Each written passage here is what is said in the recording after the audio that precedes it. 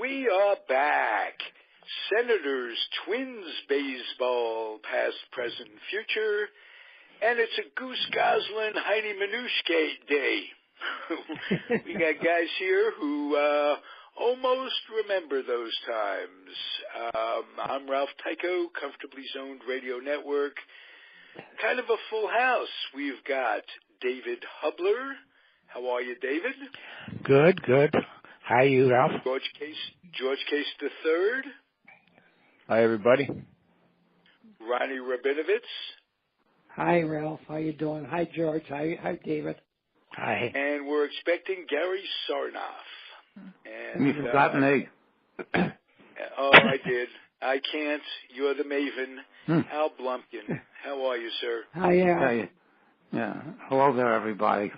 Hey, Alan. Good. Al, let's start with you. I'll tell you what. Let's start with the congratulatory boy. He's the Dodger fan, also a Twins fan, but mostly a Dodger fan, got to admit. And his team is going to play in the World Series, and he tells us off air that he's going to be there. Ronnie Rabinovitz. How are you this morning, Ronnie? Hello? Speechless, I guess. Hello, Ronnie? Okay. Yes. We must have lost Ronnie. He's speechless. Speechless in Seattle. Are you here? Yes, I'm here. Tell us about your upcoming World Series. Well, I'm leaving tomorrow morning early for LA, and I have tickets for Game 1, which will be Tuesday. I'm so thrilled about it. And it's also kind of a bittersweet day on October 24th because it's the 45th anniversary of the passing of my friend Jackie Robinson. So I'm sure they're going to be doing something. I was in contact with Sharon Robinson this morning, and she said that we're going to be there. So I'm assuming it's Rachel and herself. So I also emailed her to see if maybe we could have lunch or dinner, either Monday, Tuesday, or Monday afternoon for lunch. So we'll see. Ronnie, Jackie has a son. Jackie Jr. tragically died years ago. Yes, but he did. Has a son in the coffee business. Am I correct? That's correct. His name is David. Do you get to spend time with him at all? I have not yet. He's been in Minneapolis a couple of times, and each time either I was out of town making a speech or something like that, but I missed him both times. But I am in touch with him. He's a tremendous guy. He lives in Tanzania in Africa. He's there about 9 months a year. He has a family there and everything. He started a coffee farm and got jobs for all these people growing coffee. It's called Sweet Unity Farms, and it happens to be a very, very good coffee. So I would assume that he might be in L.A. too, but I'm not sure because he does come back to the States at least 3 months a year. So I'm not sure. He was in Minneapolis and meeting with the Carlson Corporation, who owns the Radisson hotels, and I believe they signed a contract to use Sweet Unity Farms in all their hotels.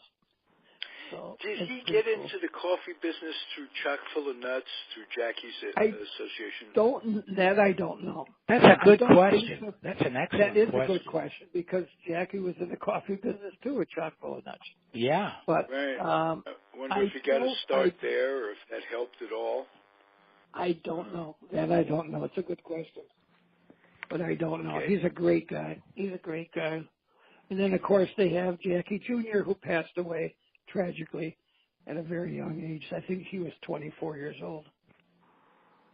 Yeah, that I know it's a long shot, but someday if you can get us Rachel as a guest on your Dodger show, that would be.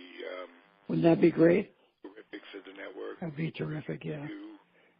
It's probably a long shot, but she's life is a long shot. It's a long shot that we're all here. After the I tried to get Sharon on already, but I wasn't able to do it yet.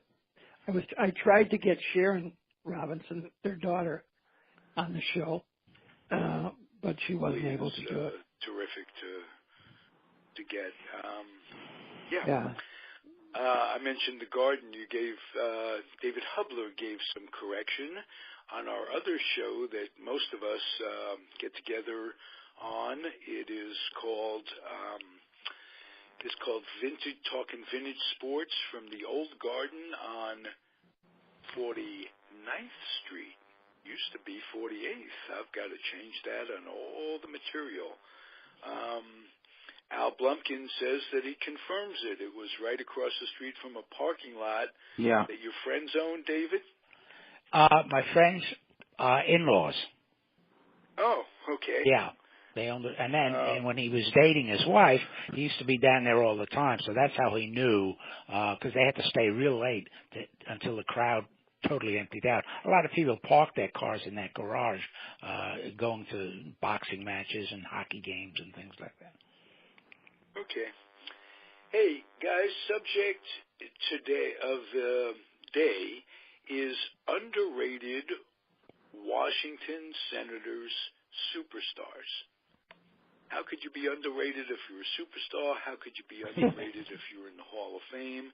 Well, there are two guys. One is Heidi Minouche, who's in the Hall of Fame, and Goose Goslin. And you're forgetting the third one, Sam Rice. Ooh, very good point. I don't know if it's the New York press. Maybe you guys can hone in on that. Is it because the New York press is so prevalent in baseball, or was back then, that these guys just didn't get the publicity that they deserve? Is it because most of the Washington teams that these guys played on really weren't successful? They only had a 2 or 3 year run of success. But let's start with George Case first. Ed knew all three of these guys. Heidi Minouche. Yeah, well, you know what, Ralph? You mentioned New York and the sports writers and so forth. I happen to think that probably the fact that playing in Washington certainly had a detrimental effect on the publicity and the greatness and the people knowing their names. But as Alan mentioned, to that list. Well, thank you. I appreciate that. But there is one that I've mentioned, and I'll talk about in a minute. But Sam Rice certainly should be included with Heidi Minouche and Goose Goslin, because they were three great Washington players in the Hall of Fame. And yet, they are often not even talked about, and yet many people might not even know who they are. Sam Rice was a great player. Heidi Minouche was a great player. Goose Goslin was a tremendous player, and my dad and Goose Goslin actually were teammates of Goose's last season in the major leagues in 1938. So, my dad knew all three, and he had a particular, knowledge and the fact that he and Goose were teammates. Now, the one player I do want to mention in this whole discussion, we're talking about the Hall of Fame, Washington player, and that happens to be Cecil Travis. I've mentioned this many times. Cecil was a sensational ball player. Yep. 316, I believe, was his lifetime batting average. Second to Ted Williams in 1941 in hitting. Had his feet frozen, battled the bulge, came back, never had his timing. Retired in 1947. But Cecil and all his contemporary players, teammates, always said what a great player he was. Very quiet, very modest. And yet Cecil Travis never received even one vote for the Hall of Fame. And to me, he was listed as, a lot of people said he's the best ball player not to be named to the Hall of Fame. Well, I happen to agree with you, David. I think he is. And to have him overlooked totally, I just cannot understand it. We've had discussions before about Gil Hodges, and, people, Gil belongs in there. But people recognize Gil Hodges' name. But when you mention Cecil Travis, I would say the vast majority of baseball fans would have absolutely no idea who Cecil Travis was. The first time I ever heard of him was from the old Caddico's spinning game. Right. And my parents bought it for me for one of my birthdays, and they had those discs in it. And one of the discs was, retired superstars. I see this name, Cecil Travis. So I said to myself, who the heck is he? Right. Then I looked them up, and the only thing he had available at the time was the old Turk and Thompson Encyclopedia, which wasn't very good on numbers. And that's how I found out who he was. Well, you know what, Alan? You mentioned, consideration. Alan mentions that game. That game was the Ethan Allen's All-Star Baseball game, and we all played it as kids. Yep. And with a disc, I happen to have the original one that I found at an antique show. It had my dad's disc on it. So, my dad was included in that, and along with Cecil and the all-time greats, Babe Ruth, Lou Gehrig, Hank Greenberg, and those discs. And it was really based upon, an early game. There was no computers or anything else. You just spin the disc, and wherever it landed, each disc had a number corresponding to the career. So Babe Ruth's number 1 was the largest because he was the greatest home run hitter of the time. So that's what that game was. And the fact is that I knew Cecil Travis, and I knew, my dad, because my dad and Cecil were very close. But also my dad was inducted into the D.C. Hall of Stars with Goose Goslin in 1989, which it's a sort of crazy thing because Goose was inducted into the Hall of Fame in 1965. So. Whoa. Great player. And to me, that's sort of ludicrous as well. Goose Goslin remains one of the all-time great Washington players, along with, Walter Johnson and Manush and Rice and Al Simmons and those guys and Clark Griffith. So for Goose Goslin to finally be recognized, I think is wonderful. But on the other hand, my opinion, there is players such as Cecil Travis who belong in there and will probably never get in there. Because it's just almost an unknown factor playing in Washington. The most recent one that I know about, I believe, is probably Harmon Killebrew. And Harmon was certainly well justified, but his great years were played at Griffith Stadium, and then when he went with the Minnesota Twins, so, his numbers are tremendous, but this was fairly current. When you're talking about Rice and Manush and Goslin and those guys, they were, superstars back in the 20s. So really today, I would say probably there aren't any people still alive that even saw them play. I'm sure you're right. Well, may I put an exclamation point on your underrated Cecil? There's a book, and I know that Al Blumkin will remember this one. It's called Out by a Step, and it's written by two brothers, Mike Shallon and Neil Shallon. I don't know if, Al, do you remember that book? No, not really, no. Okay, it's just a book about the 200 or so players that are out of the Hall of Fame by a step. It's, I guess it's in the 80s when this book came out, as I thumbed through it.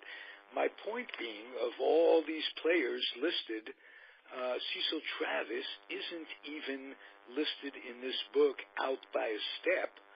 Wow. Wow. Yeah. Larry Boa is in here. Oh, God. By the name of Buddy Meyer. Buddy Meyer's numbers were very comparable to those of Billy Herman, who was in, and Bill James wrote about that in one of his books. That was one of the examples. I stand corrected when I said, guys, as I look at it, Cecil Travis is right under Ted Kluszewski, the number 43rd person in the Shalen's estimation of not being in. He does get a chapter in this book. But again, how many people have heard of him? Well, you know what, Ralph? That's my point. I think if you ask the average fan, and you mention a player like Cecil Travis, they will have absolutely no idea. who he was. Was he good defensively? Was he known as a defensive? He was he was a great shortstop. I mean, he was a tremendous hitter, but he was a great shortstop as well. And the fact that Cecil, sacrificed his 3 prime years fighting in Germany in World War II, that had a drastic effect on his baseball career. He came back and was never the same player. So he was in the Battle of the Bulge. That's where he. Yeah, he was. He had his feet frozen in the Battle of the Bulge. Frostbite. Right. So my whole point is that as much as Goose Goslin and Rice and Minush and all those great players and Walter Johnson are certainly deserving of the Hall of Fame, but to have a player of the caliber of Cecil Travis completely overlooked, not even received 1 vote. I mean, to me, that is just ludicrous. Never to receive 1 vote. Terrible. And those players. So few shortstops in the Hall of Fame. Right. Over the years. And if you look up Cecil Travis's numbers, I mean, I'm not going to sit here and go over them, but if you look up Cecil Travis's numbers, he certainly compares favorably with any infielder that's in the Hall of Fame. So, George, what do you think? What do you think he was completely overlooked, even by the Veterans Committee, which he was created to find these types of ball players who were overlooked. And you know what, David? I don't know. I don't know how the Veterans Committee works because there's players over the years that are overlooked, but another player that was almost made it, and I'd hoped he did. I don't know whether next time around. But would be, Mickey Vernon. And Mickey Vernon, great Washington first baseman. Well, Mickey missed, I think, by a vote or 2 being voted in by the Veterans Committee. But on the other hand, I don't know that Cecil Travis ever received 1 vote from anybody. Al Blumkin, talk about the Veterans Committee and how that works and some of the players. I'm not fully up on it either. The old way it used to be they had a committee of executives and players that would pick guys who were not elected by the writers. And I believe this started right after the war, World War II, and they put in a whole bunch of 19th century players, some of whom, most of whom deserved it, a few of them who didn't. The one that didn't was a outfielder in the 1880s named Tommy McCarthy, who if you look his numbers up, they're pretty mediocre. But recently they've changed all the rules, and they set up committees by time frame. I think 2 years ago they put in Joe Gordon because it was just players from that era. No. And I don't think it's an overall anymore. It's an overall committee to elect anybody from any time. But don't they drop off after a certain point too? Not in veterans. I mean, if they don't get, if they don't get a reasonable number of votes, I assume that nobody will vote for them after a while. Mm-hmm. They drop off. I happen to, when Alan has mentioned that, I know the Hall of Fame did change, and they do have I think they call it a Golden Era Committee or something like that. Yeah, they have. I'm not sure how they decide on that, but I know that the Veterans Committee, from what I understand, a lot of it was based on personal friendships, players. Oh yeah, that's how Frankie Fish and Charlie Gehringer got a lot of their cronies in. Right. And there were people that are opposed, like supposedly Ted Williams was opposed to Gil Hodges, and if they have enough people opposed to a nominee, they won't get in. Why was Ted Williams against Gil Hodges getting in? Yeah, why was that? I don't know, but I've read that in a number of places. They didn't particularly get along very well. Maybe it was, they both managed the expansion senators, so maybe there was some friction there. But just like I think it was Gehringer blocked the True for years. Oh, really? Yes, that's true. Yeah. But that's a whole other story. So when you get players on the committee unless they don't know the era at all, if they're on a committee for their particular era, there's got to be some personal animosity to some of these, voting for or against. And you look at, in the early days of the Veteran Committee, you look at Frankie Frisch, and he put half the Giant team and some of the Cardinals, like, for example, Chick Hafey, Ross Youngs, Hypocus Kelly, Freddie Lindstrom. There's a number of them that really, Jesse Haynes. There's really a number of them. The Veterans Committee chose Lloyd Wainer to go. Yeah. And thought they were looking at his stats. They were looking at his brother's stats. Was it? Yeah. Well, about that. One of the things that happened to me is one of my early days on Facebook. There's a Hall of Fame site on Facebook that I joined, and this guy Gary Reckler, who administers the site, the other year put up a picture of Jesse Haynes, his birthday or something. Puts up every Hall of Famer's birthday, and so I put down. I said the only way this guy should be in the Hall of Fame is by buying a ticket. And he didn't like that, so he deleted that, and basically in no uncertain terms told me that everything has to be or comments have to be somewhat upbeat. So I stick to now factual stuff and let people go to baseballreference.com or wherever and decide for themselves. All right. I don't give David opinions Hubler, anymore. when you were writing your book, did you learn anything about any of the players? Sam Rice, Manouche, Goslin? any of these guys, Goose Goslin, that would interest us? Anything that we don't know as an average baseball fan? Well, I'll tell you, the first time I heard of Honey Manouche, okay, and I was watching a movie, an old black and white movie starring Edmund O'Brien. I don't even know what the name of it is. And he's on a train, and he's sitting there in his in the compartment, at like one of the club car or something, and he's mumbling to himself, "Heiny Manouche, Heiny Manouche, Heiny Manouche," and somebody stops and asks him what he said. It's the sound that the train makes on the track. It sounds just like Heiny Manouche, Heiny Manouche, Heiny Manouche. And that's how I first heard of. And I said, "Who?" And I really thought, frankly, that he was talking about a ball player from way, way back, not from the late 20s, from the 20s and 30s. But that's how I came to know about Heiny Manouche. The other two, no, Goslin, I didn't, wasn't really part of the book at all. Although, George, I was wondering, he became a player manager for the Trenton Senators. Yes, you know he did. Him there? Did you know him from that too? I mean, did you? Well, you know what? I had made a note to remind myself for this discussion. 1938 was Goose Goslin's final year in the majors, and following that year, Clark Griffith asked him to take over as the player manager of the Trenton Senators, because the Trenton Senators were close to Washington. They were, a farm club.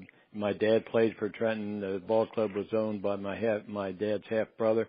So Washington and Mr. Griffith had a very strong relationship with Trenton, and Goose Goslin was the playing manager of the Trenton Senators in 39 and 40, and then he retired completely, didn't play after 1940, and following his baseball career, he owned a boat facility in Salem, New Jersey, on the Delaware Bay. But I did not know Goose at the time. My dad certainly knew him. They were very good friends, and I have a book on Trenton baseball with Goose's picture, with the Trenton Senators when he managed the ball club. So, and the fact is that when my dad and Goose were inducted into the D.C. Hall of Stars in '89, Goose had already passed away. My dad had passed away, but I had an opportunity to be on the field with Goose's brother, Jim Goslin, who accepted the award on behalf of Goose and then my dad. But I remarked to somebody at the time, I even said it to Jim, I said, "Jim, I can't believe how much you look like Goose." They were the spitting image of one another. So, my knowledge with your dad, by the way, George, I marvel at the resemblance. Unbelievable. Well, thank you. You know, the fact is that, you know, my dad in the younger days, and, you know, when I was playing my younger days, a lot of people would say that. I mean, I'm older now and my dad, but, you know, we did have a resemblance, and, that's very nice. And my son has my two sons have a resemblance to their grandfather, so it's nice to hear that. In the case of Jim Goslin, though, I can tell you for a fact, many people would not even know it, but, you know, I knew that, you know, about Goose and his photograph, and as soon as I met Jim, I said, Jim, I have to tell you, it's amazing how much you look like your brother. And he said, well, thank you very much. I appreciate that. You know, just one other aspect that you asked me about, Ralph. You know, one of the things I try to make the point of in the book, and we've talked about it on the air, is that Clark Griffith's sole business was baseball, Washington baseball, and that's where he made his living. And he was always really good to his players. And the story goes that after Goslin retired, I think he ended up with Detroit and had a pretty bad season at the plate. He retired, and he got a call from Griffith asking him would he like to finish the season, you know, back in Washington.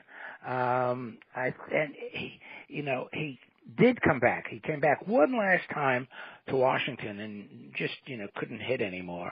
And right. I think that's after that they moved him up to the Trenton player manager. Yeah, they did, David. They did, and that story I'd heard that as well. And that's the way Mr. Griffith was. I remember when my dad was with Cleveland in '46 and had a bad year. Mr. Griffith called my dad up and said, George, I'm bringing you home. And he, you know, traded again. He traded Roger Wolf for my father to bring my dad back to Washington. So that's a very true story about Goose. You know, Goose was well, you know, past his prime. You know, really, the fact is that Mr. Griffith felt a loyalty to Goose for the great years he had in Washington and wanted him to finish up his career, you know, in Washington where it started. Yeah, and also, I mean, he was one of the few players who played on all three of Washington's World Series. That's true. He played 25 and 33. Yeah. He played in every World Series from 1921 to 1939 that didn't involve the Yankees or the Philadelphia A's. Wow. Yeah, those years in Washington were terrific. That's what a lot of people don't realize how strong the Washington Ball Club would be, you know, because it's always been that old adage, you know, first in war, first in peace, last in American League. But that's not true all the time. Washington had, you know, the World Series in 24, American League pennant in 25, and American League pennant in 33. So they had three very good years, and certainly were the rivals. Yeah. They were the rivals of the Yankees and the Philadelphia A's during those years. And in 43, they finished second. They did. Huh. They finished second in 43 and again in 45. So there were 2 years that they were second. But you know, Washington, you know, over the years, obviously they had a lot of, you know, bad years, but they did have some very good years, and in my opinion, people should remember that. Because, you know, Washington today, I mean, the Washington Nationals have done very well, but, you know, it's been a long time. But the fact is that in 1924, Washington was the champions of the World Series. They were the best team in baseball.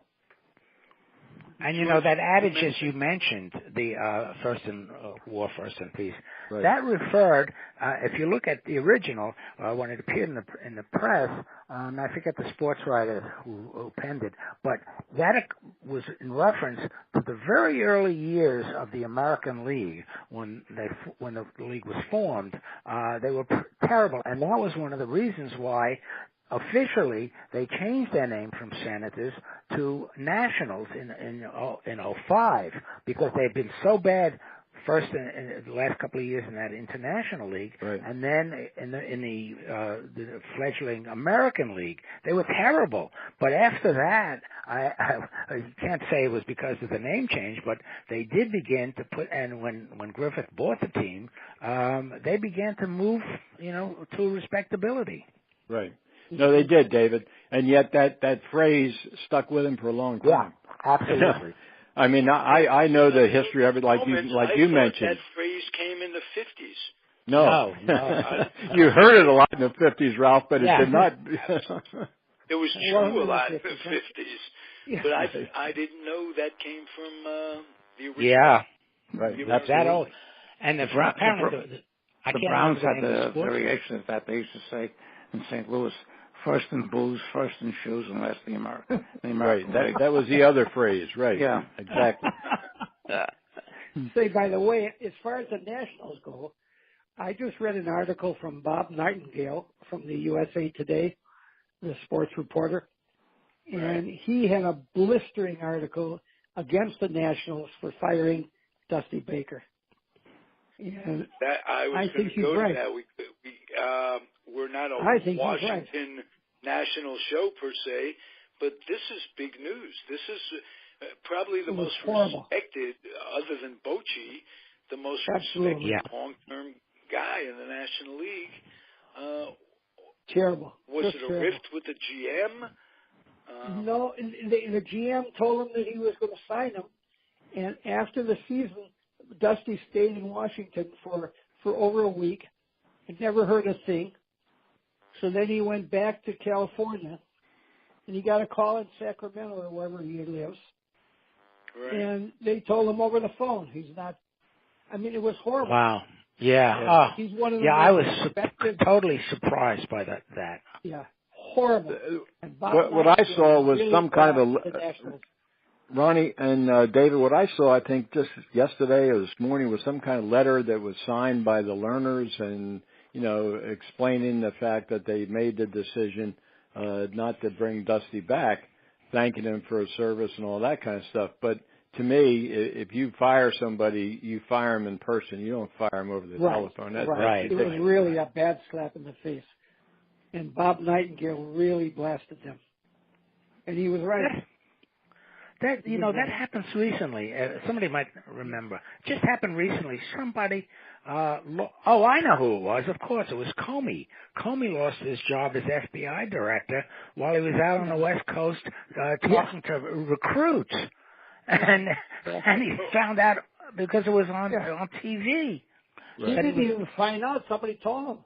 Yeah, that's what I mean. Somebody told him that was on TV. Yeah. Just awful. The gall of that man not to cover up the entire Russian investigation because the president asked him to.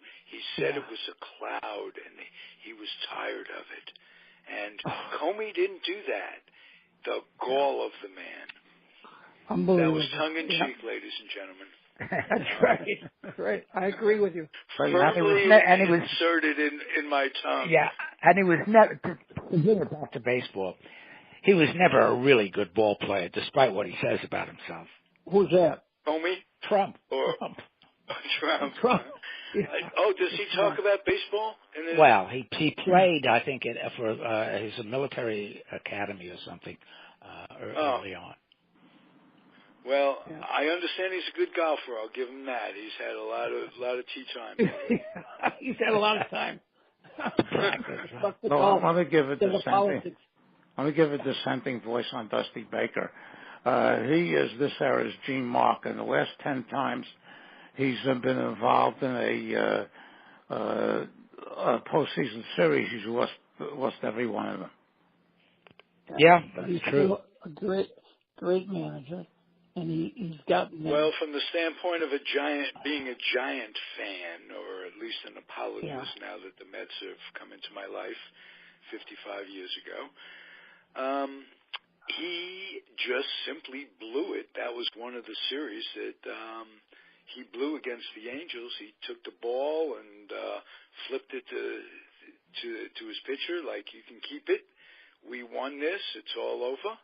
And they watched him from the dugout, and Spezio came up and said, not so fast. And he's not had the reputation of being good with his pitching staff. With Dusty? Dusty, yeah. Yeah, okay. Well, he had a good pitching coach.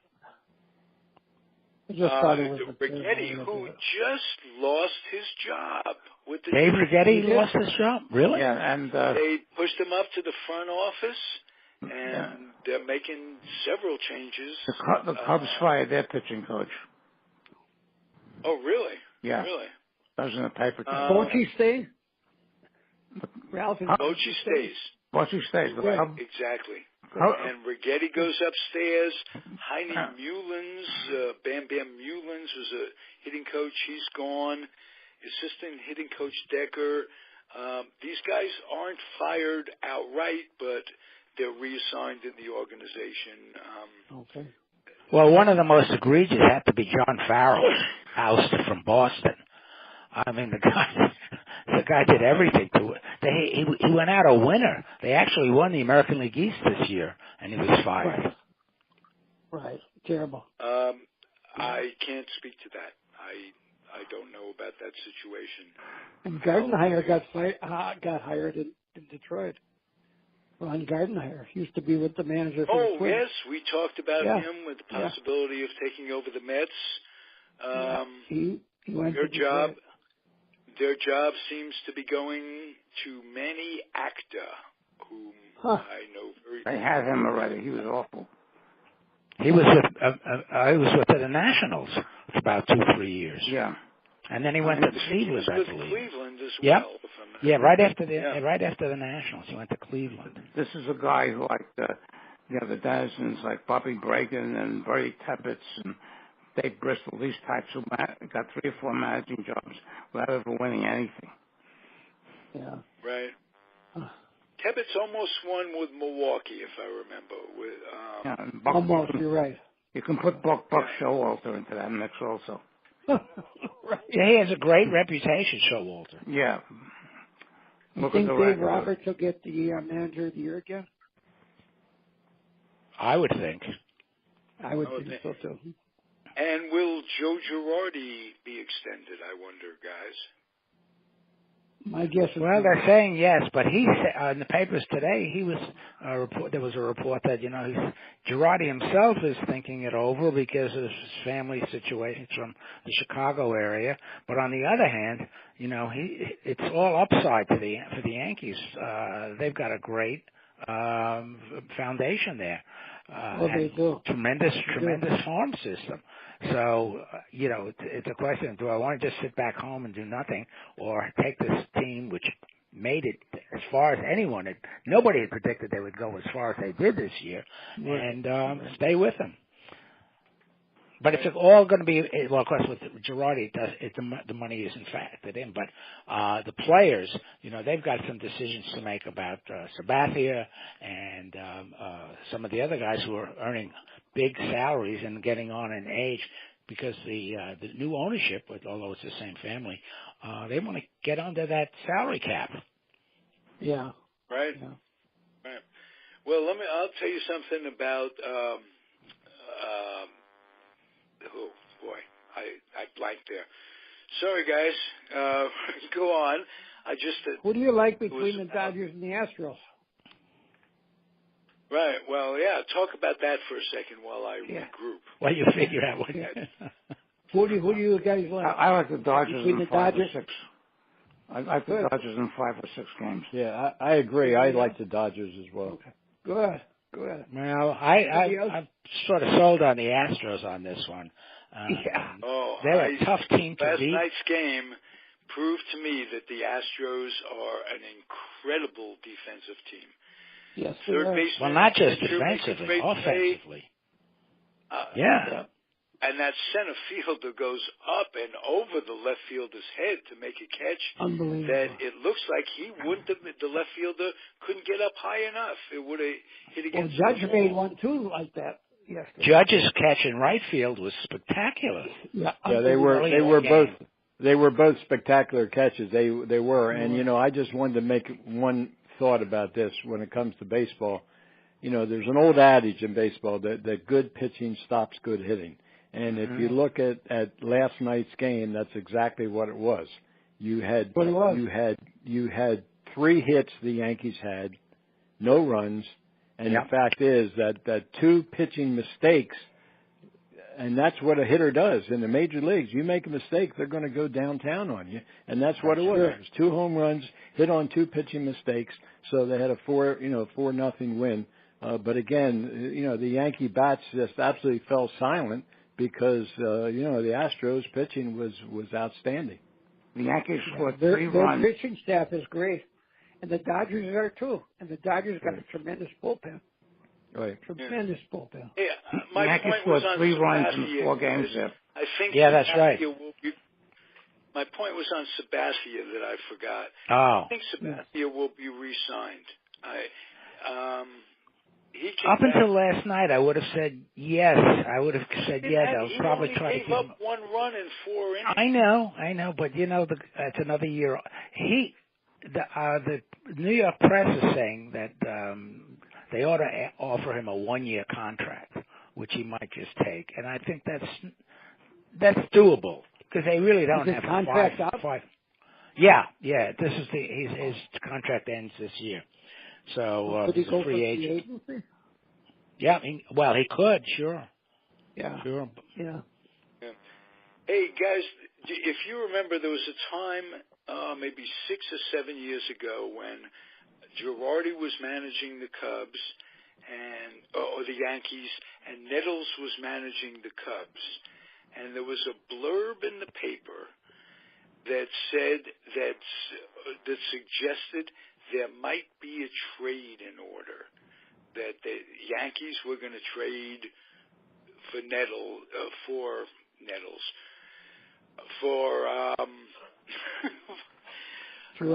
who managed the Cubs back then.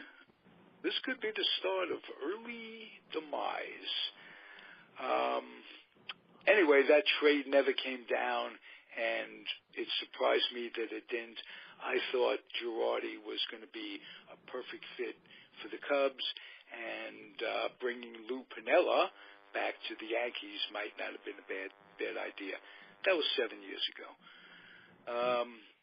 Does Piniella have any ideas about managing again, just out of curiosity? He's 74. He's as old as I am. I don't think he wants to grind anymore. Well, do you think you'd like to manage? I mean, you're the same age. I can barely manage myself. Well, that won't stop you. No. From being a big league quite manager. A grind. I think quite a grind. You could be the next Billy Martin. Yeah. If you can't manage yourself, that's the start. Yeah, I know, yeah. Right. Right. Memories, I'll ask Ronnie Rabinovitz. I mentioned Billy Martin. Any memories of Billy Martin in Minnesota? Oh, yeah. I mean, he was a good manager. And he also had a few fights on and off. One of them was with Clark Griffith's stepson. That's right. F.U. Right. Sherry Robinson, I remember. Yes, exactly. Then he had a fight at a bar. Oh yeah, he was a character. He was a character. Battling good manager. Yeah. Okay. They say though that when he was with Oakland, he just ruined the pitching staff. Yeah. Martin. Well, really? That's we'll have to talk about that. Kingman and Norris and those guys. I don't think that ruined the pitching. None of them complain about that. None of them look back and complain about the reason that they had injuries or whatever being to overuse. So that's that. Oh, one other side note on Gosling. When after the 30, because we didn't mention this, we probably should. George would remember, or at least know about. After the 33 World Series, which the Senators lost, Griffith traded Goslin to the Tigers, right? Some unknown ball player, and because Griffith told him he couldn't afford him anymore. Right. I'll tell you, Alan, David. I'll tell you who he traded him for. He traded him for John Stone, and John Stone was a very good ball player. And I happened to look up some numbers. You know, he was paying Goose Goslin $11,000 something. He wound up Stone the next year, I think, paying him like $7,200. So, you know, he was like $4,000 in the plus side. And as you mentioned earlier, money was always a major factor, which it was with Mr. Griffith. The thing about John Stone that many people don't realize, is that 3 years later, John Stone developed tuberculosis during the season and could not play after June, I think it was 15th or 16th of the 37 season, and because of the tuberculosis. And that really opened the door for my dad to take over his spot in the Washington outfield. So, the trade of Goose Goslin to John Stone on paper worked out well for both teams. Goose did well for Detroit. Stone did well for a couple of years with Washington. But then, long term, he developed tuberculosis and had to retire. So that's a little bit of an aside about the trade of Goose Goslin to Detroit for John Stone. Wow. It's amazing how baseball works. And how life works. It really is. That's right. The Tigers had Goslin, Mickey Cochran, Goslin, Hank Greenberg, and Charlie Gehringer. All, they called them the G-men. Right. Yeah, right. Okay. All future Hall of Famers. How did Goose Goslin get his nickname? Does anyone know that? George, do you know that? I don't know. I'm assuming, I don't know for sure. I'm assuming it was because he had a very prominent nose. That's I read that it was because of the way he went after fly balls, that he was not a great fielder, but he sort of went off like a goose, sort of chasing down the fly ball. Well, that could, David, that very well could be. Flapping his arms. Flapping his arms, yeah, right. And that's how I understand it. That could very well be. Do you know what his first name is? Leon. No. Leon. Right. Leon? Really? Leon. Huh. Yeah. Everybody refers to him as Goose Goslin, even Baseball Encyclopedia, but his first name, his given name, was Leon. Okay. Well, hey, by the way, going back to the Hall of Fame for 1 second, another one that should be in there from the Negro Leagues was Buck O'Neill. There's no question about it. Absolutely. I'm a big advocate of naming also. Absolute. I'm a big advocate of naming also. Minoso, too, sure, of course. Yeah. Minoso was a 5-decade player, believe it or not. Yes, absolutely. And he was the first Latin black superstar. 4 years before Roberto Clemente came up. Yep. Yeah. And Richie Allen too. Maybe. I think Richie Allen might have been his own worst enemy because he did not get along with people. The press, pictures of him sitting in the dugout smoking cigarettes. Richie was a great player, but he did not have the best of, times when it came to dealing with people. Yeah, that's right. Yep. And I think that's one of the reasons why Pete Rose will never get in. Because of he's such a bum. Yeah. But he wasn't a bum in the same way. He was friendly to the press. He was friendly to his teammates. I have a tape. I interviewed Rose when he was with Philadelphia, and it was a couple of years before he went back to Cincinnati. But it was a couple of years before he was getting really close to breaking Ty Cobb's record. And again, the same friend who called me, who called me a mudcat, we were going up to the game, and I said I was going to interview him. He said, well, ask him if he thinks he's going to break Ty Cobb's record. So we're sitting in the dugout, and I said, by the way, what do you think? You think you can break Ty Cobb's record? And he went into a long list of statistics to show where he didn't think he was going to be able to do it. He had all the facts and figures in his head. I have the tape. I was hoping to donate a copy of it. The Smithsonian began, I forget who donated a big history of sports interviews on tape, and I had called the guy, and he said, yeah, I would love to have it, and I went home to find it, and I couldn't find it, and then about 2 years later now, I've rediscovered it. But it was impressive as hell, because he was giving every statistic as far as how many base hits he would need each season, and why he probably wouldn't get there, and but it was just a tour de force on statistics, long before we went into the statistics age. But he was very friendly to me, you know. Yeah, I think others. Pete Rose, you know, when he was playing or managing or whatever, I think he did much better. I think it's just the last few years after the suspension and all this nonsense that you hear about, you know, his personal life, and then, you know, selling his autograph and doing all this kind of stuff. I mean, I was up in Cooperstown a couple times, and, you know, Pete Rose was making a living, you know, signing autographs for money up in Cooperstown. So I think that's what has hurt him in the long term, and that instead of just saying, hey, you know, I made a mistake, blah, blah, blah, you know, over and on, and try to rectify and very arrogant, and that's right. And they're all selling their autographs now, so, you know. Yeah, they are.